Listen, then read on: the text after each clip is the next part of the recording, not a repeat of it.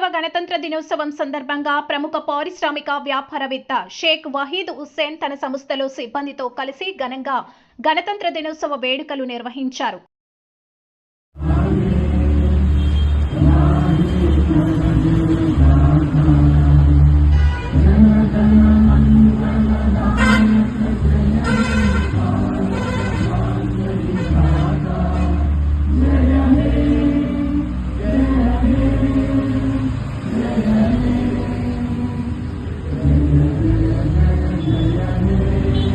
అనంతరం షేక్ వహీద్ హుస్సేన్ మాట్లాడుతూ, మన దేశ ప్రజాస్వామ్యం పరిడి విల్లడానికి ప్రధాన కారణం భారతదేశ రాజ్యాంగం. మహనీయులు అందించిన ఈ రాజ్యాంగం వల్ల భారతదేశం సర్వసత్తాక సార్వభౌమ ప్రజాస్వామ్య గణతంత్ర దేశంగా అవతరించింది.